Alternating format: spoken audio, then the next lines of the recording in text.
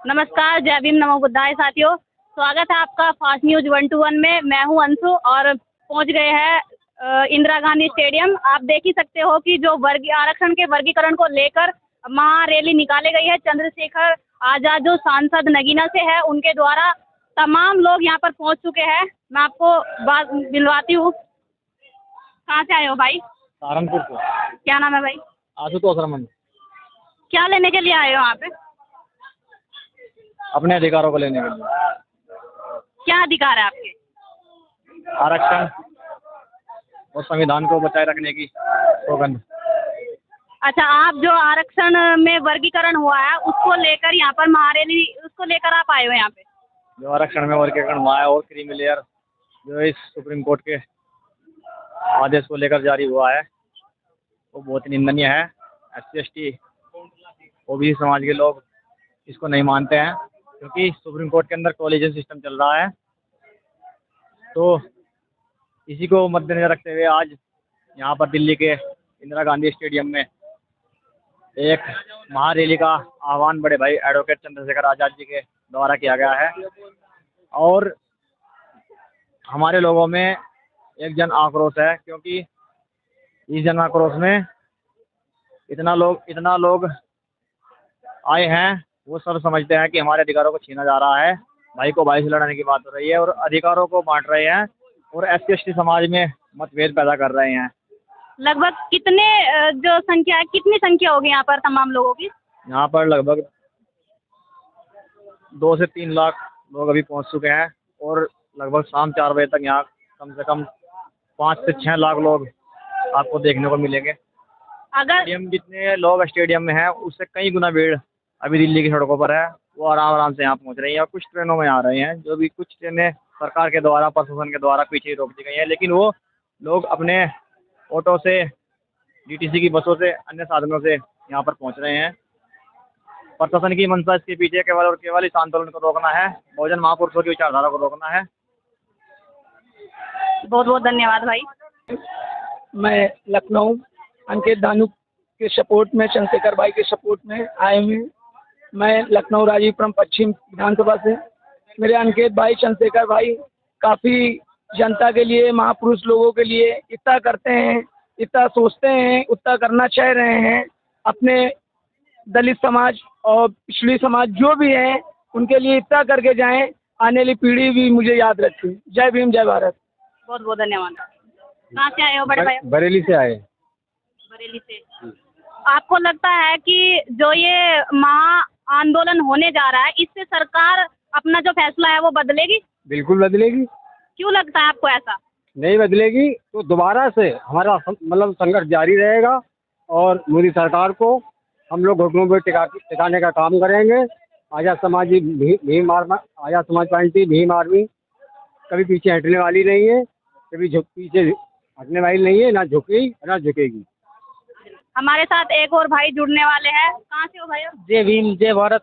UP Saharanpur से हूँ मैं ये कहना चाहता हूँ कि जब से मैंने वो सऊदी संभाली है, मैं रावण भाई का साथ दे रहा हूँ, चंद्रशेखर रावण भाई का, और उनके ही साथ रहूँगा। जो मर भी जाऊँ मैं, उनसे पीछे नहीं हटने वाला, ना घबराने वाला। मौत आएगी तो तब भी। और जो कुछ करते हैं हमारे जीवन के लिए, हमारे भविष्य के लिए, सब अच्छा करते हैं चंद्रशेखर रावण भाई।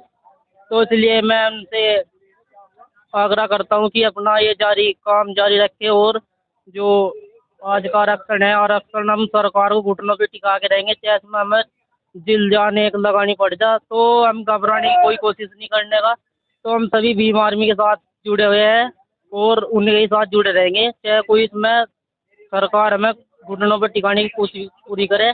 हम कभी घबराने के नहीं, हम पीछे हटने वाले नहीं। हम चंद्रशेखर भाई का साथ पूरा दिल जान से निभाएंगे। अच्छा भाई, अभी आपने कहा कि चंद्रशेखर भाई का साथ हम दिल जान से निभाएंगे। ऐसा क्या है चंद्रशेखर भाई में कि आप इतनी संख्या में भीड़ यहाँ पर इकट्ठा हुई है? चंद्रशेखर भाई रावण में मुझे एक बात अच्छी लगती है कि वो जो भी कह देते हैं उसको करके दिखाते हैं। और ये इसीलिए मैं उनका फैन हूँ बहुत तगड़ा, और उनके लिए मैं मरना भी चाहता हूँ। उससे मुझे कोई दिक्कत नहीं। मैं जम्मू से चल कर आया हूँ था, जम्मू से चंद्रशेखर भाई के लिए मैं परसों चला था वहाँ से। तो ठेकेदार ने कहा नहीं जाओ ना। मगर ठेकेदार चुप, नौकरी सारी रख लो, मैं चंद्रशेखर भाई के लिए जरूर जाऊंगा और चंद्रशेखर भाई के लिए मरने कटने के लिए तैयार हूँ, लेकिन कभी हार नहीं मानने वाला। मैं भी यूपी का हूँ, यूपी सहारनपुर से, तो मैं चंद्रशेखर भाई के लिए दिल जान से एक हूँ। बहुत बहुत धन्यवाद भाई। आप भाई? बिल्कुल चंद्रशेखर भाई के लिए सब कुछ दिल हाजिर है, बिल्कुल जान भी। अगर उनके कहने पर चक्का जाम कर सकते हैं जी।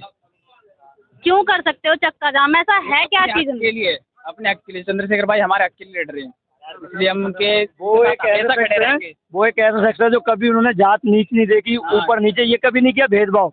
हम आज के लोग जो आगे देखते हैं ना, हम लोग क्या है आज भी चमार कह के, पिछला वर्ग कह के, नीची जात कह के आज भी दूर हटा दिया जाता है हम लोगों को। हमने तो जो अपनी आंखों से रियल देखी घटना बता रहे हैं हम आपको।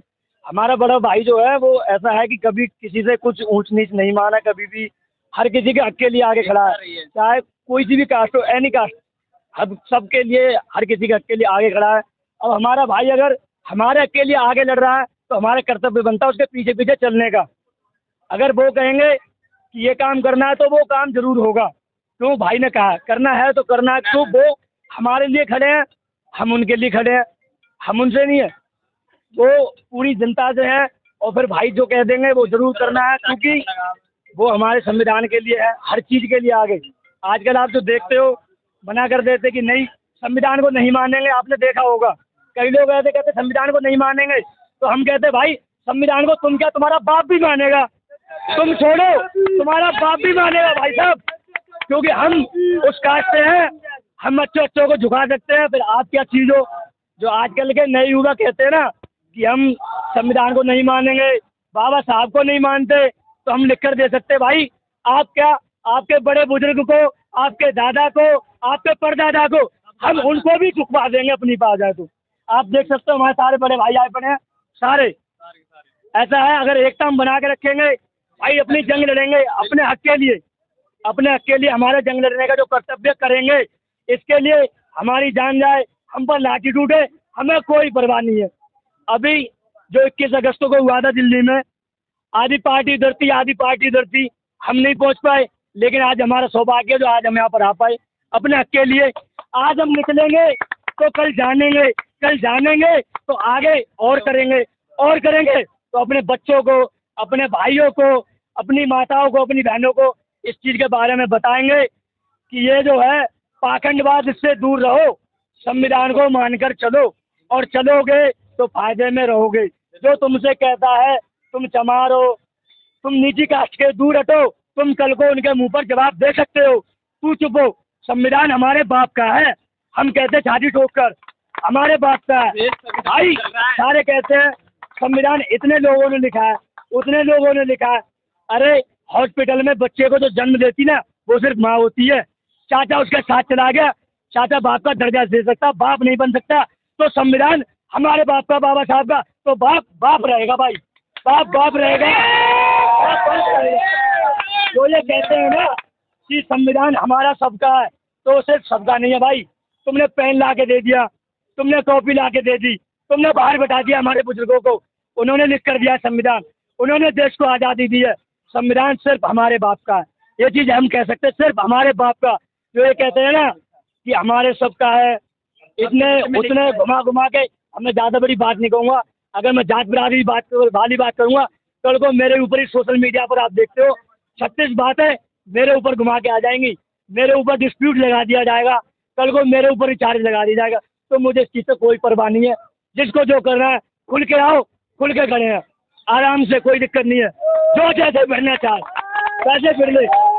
हमारा भाई सांसद बना, हमें दिल से बहुत खुशी है, बहुत खुशी है। जो 3 जिलों में 7 सालों में 21 साल में कोई नहीं जीत पाया, वहाँ हमारा भाई निकला अकेला, सिर्फ अकेला। अच्छा, मैं आपसे एक ये कहना चाहूँगी कि आप इस सरकार को क्या संदेश देना चाहोगे?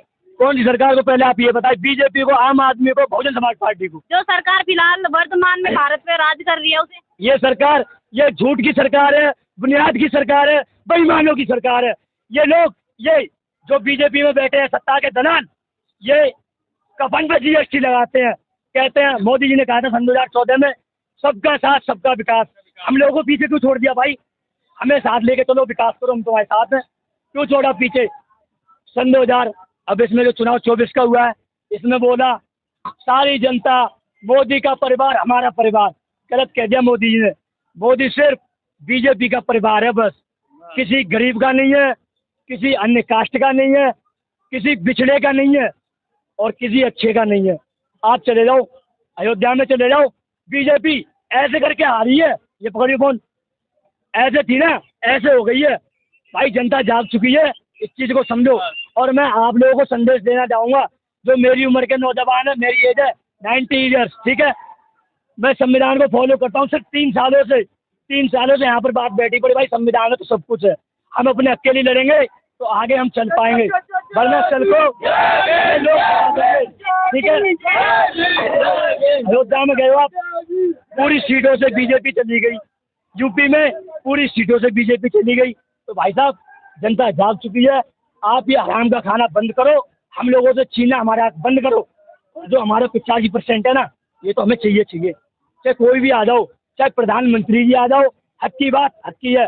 प्रधानमंत्री जी आज के टाइम पर जाति देखकर सजा देते हैं, हम लिख के दे सकते हैं।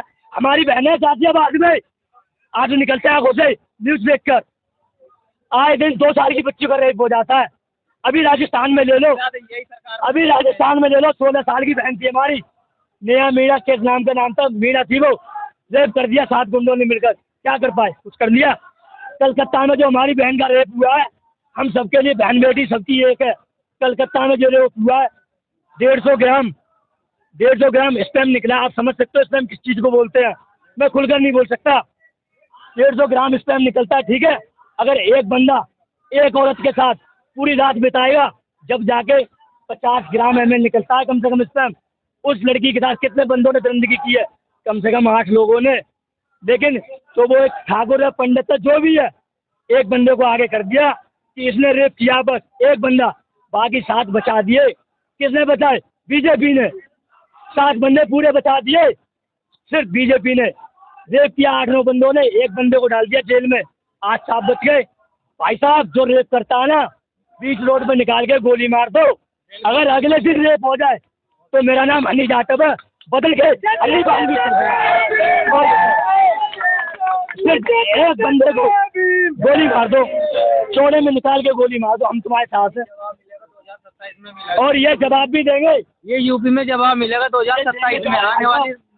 ये यूपी के, हरियाणा के, राजस्थान के, मध्य प्रदेश के, महाराष्ट्र के, हर जगह के जो है जाटव, वाल्मीकि, यहाँ तक कि हमारे यादव भाई हैं, पंडित भाई, ठाकुर भाई, सारे जीत चुके हैं, सारे जाग चुके हैं, ठीक है।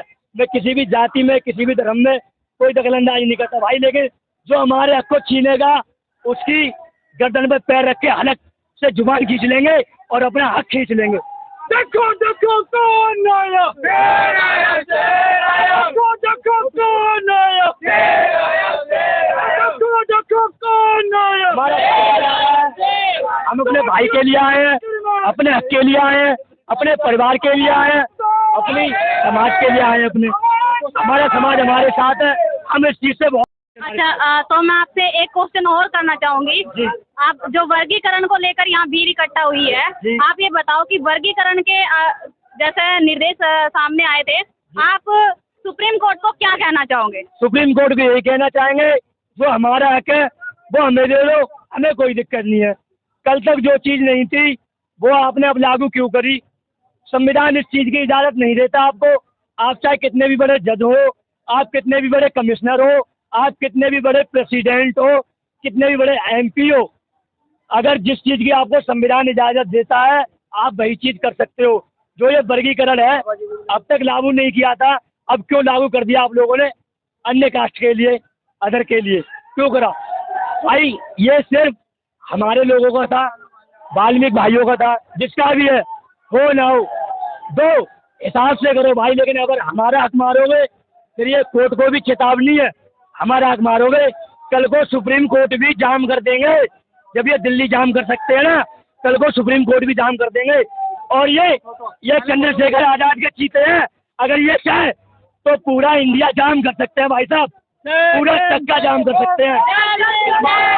बड़े भाई, तो सारे आपने अभी देखा कि युवाओं के अंदर कितना जोश है अपने वर्गीकरण को लेकर, कैसे महा रैली इन्होंने निकाली है। और चंद्रशेखर जो सांसद नगीना थे उनके बारे में भी इनका क्या कहना अभी आपने देखा। बने रहे हमारे साथ अंत तक। आपको दिखा देते हैं कि कैसे यहाँ पर दूर दूर से जो है तमाम लोग चल के आ रहे हैं। आप देख सकते हो ये सब लोग अपने आरक्षण के वर्गीकरण को रोकने के लिए यहाँ पर इकट्ठा हुए हैं। महारैली जो हुई है ये चंद्रशेखर आजाद जी ने इंदिरा गांधी स्टेडियम में जो रैली निकाली है, तमाम लोग उस चीज के लिए आ चुके हैं। आप देख सकते हो कि भीड़ जो है लगभग 3 से 4 लाख के करीब स्टेडियम में इकट्ठा हो चुकी है और बहुत सारे लोग अभी सड़कों पर है, बाहर रेलवे स्टेशन पे है। तो साथियों आपको हम पल पल की खबर ऐसे ही पहुंचाते रहेंगे। तब तक बने रहे हमारे साथ फास्ट न्यूज 121 में। जय भीम, नमस्कार।